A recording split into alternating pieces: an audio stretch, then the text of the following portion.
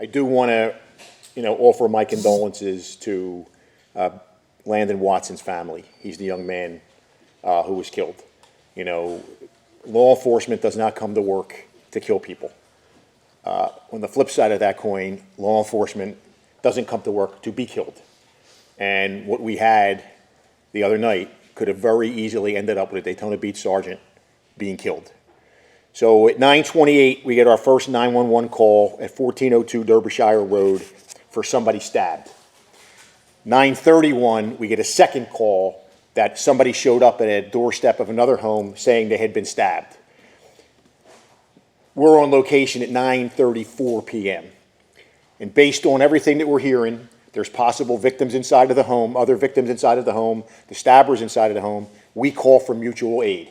And what that means is surrounding police departments now have the authority to enter the county jurisdiction and take law enforcement action. And with that, Daytona Beach shows up, Holly Hill shows up, and Ormond Beach shows up. So based on the crime scene, there's blood all over the door, there's blood going into the house. The decision is made to tactically enter the house to look for more victims. And you'll hear the officers and the deputies on body camera footage say that. So they form up. They do exactly what they do, what they're trained to do.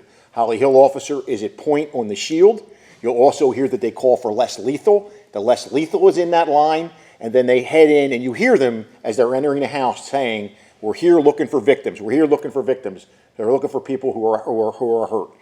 And as they go in, you'll see the house, it's important to note, is only 900 square feet, if it's even that. So you're in a tiny area, a lot of furniture, and the suspect in this case, Landon Watson, screams and comes right at the Daytona Beach sergeant and gets probably within a millimeter of him, or he may have even struck him with the dagger. This isn't a butter knife. We'll show you a photo. It's a dagger. And with that, everybody opens fire and strikes him. It's important to note that Landon was arrested on 6/20 of 25 for loitering and prowling. And at his arrest, when they asked you different mental health questions, he said that he wanted to die. So clearly, the sad part is there's a mental health issue here.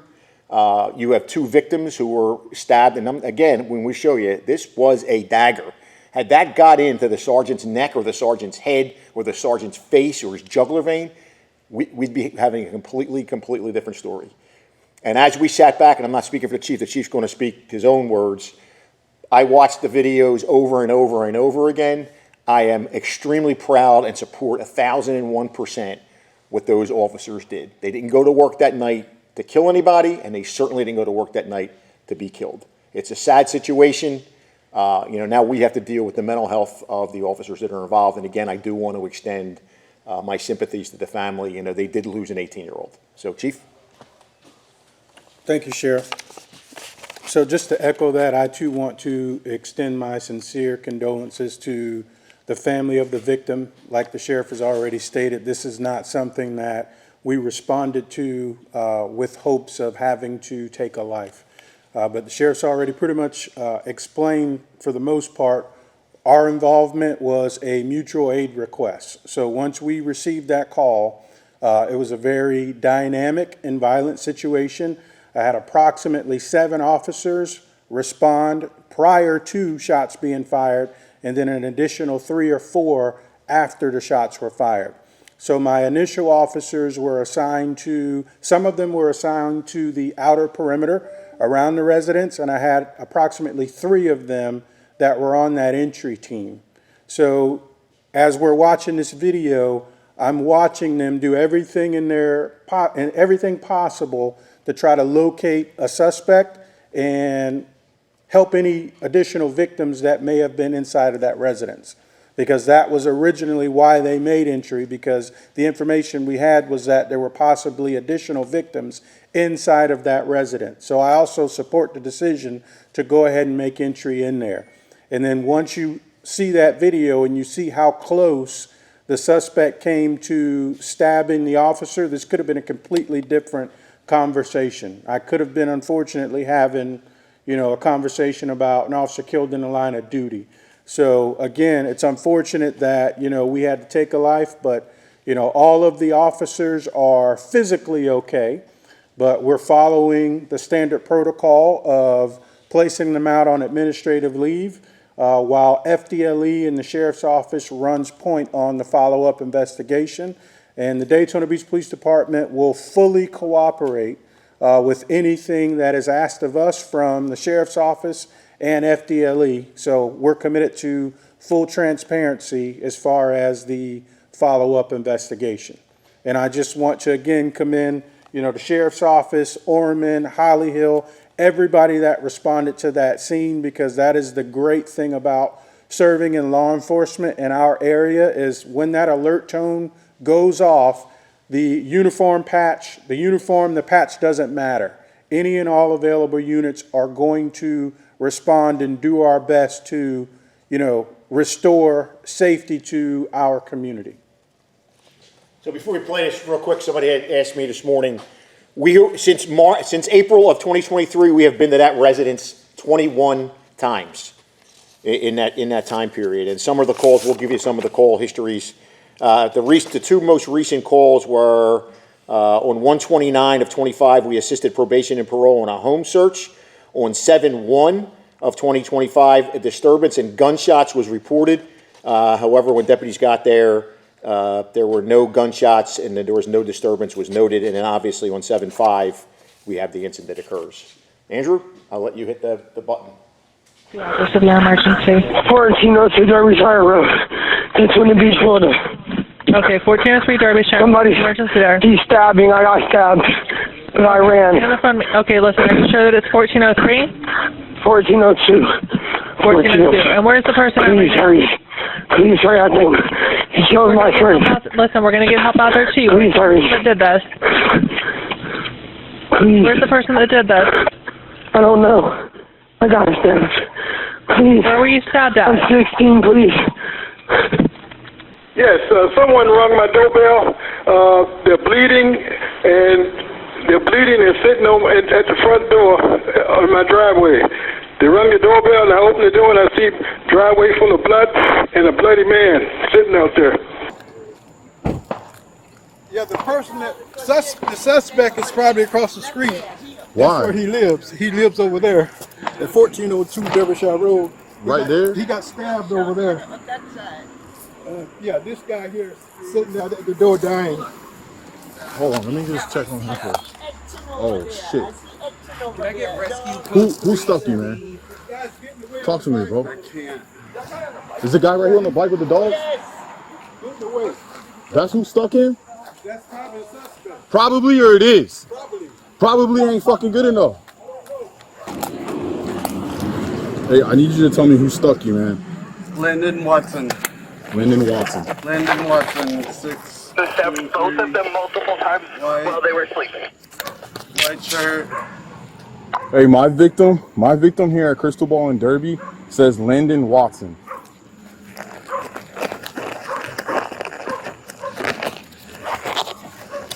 Hey, I need evac over here to split. They're gonna have to come help me out too. This dude's not doing good.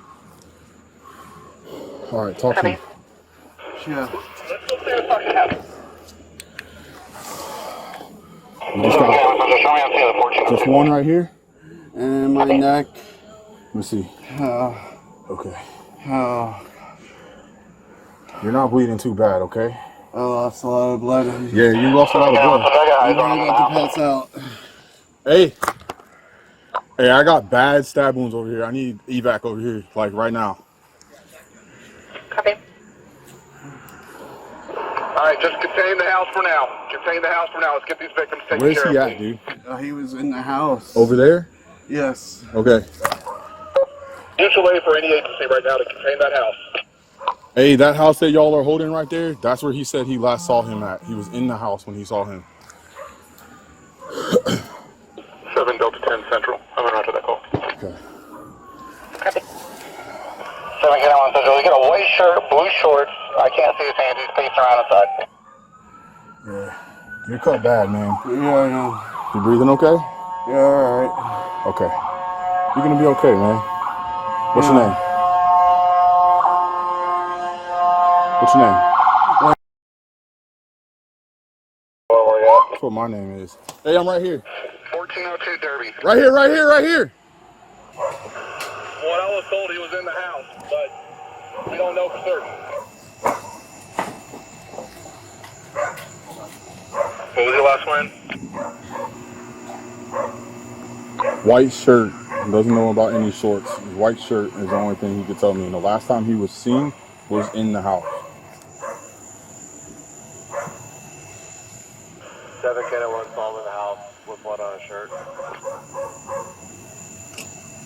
Okay, so it's confirmed he is in the house, correct? 10-4. Alright, when the RK9 gets there, I want to start making announcements to that house, please.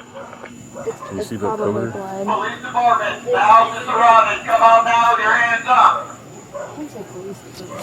Right. Derbyshire, come outside now with your hands up. The house is surrounded. So do you got enough for a receiving team or you need additional bodies? No, we have enough for a receiving team. Derbyshire, the house is surrounded. Come outside now with your hands up. Yeah. Landon, come out with your hands up. Do it now. Hey, we're gonna go in slow. Do we have another shield? Because we're gonna have to break left and right. No, just hold right. We're gonna left. Who's on? Who's coming in? Stand by. Yeah, less lethal. Let's put you in the back. Alright. Yep. Okay, you're gonna hold it right. Yep. Hold right. Ready? You're holding left. Going. Behind you, Chris. Moving. Hold long. You see that going out? Let me see your hands. Hold that one. Yep. One more up on.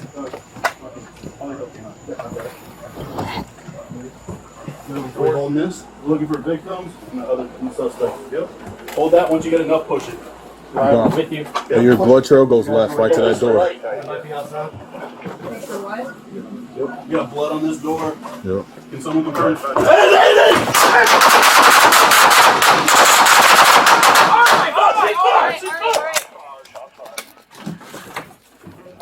Hey, hands up! Come out! One more in the room. Shield up. Hands up! Hands up down! Shield the room! Hey, one person talk at a time. One person talk at a time. There's more in the. Hey, stop fucking moving! Stop moving! I think he's fucking just. You're good. You're good. There's more people in that room. I understand. He's doing his last thing. He's dead. Take some breath.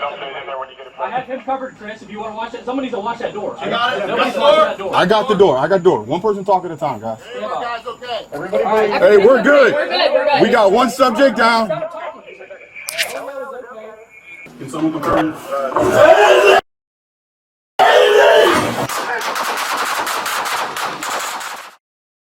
The two victims were sleeping when he attacked them, the 39-year-old and the 16-year-old.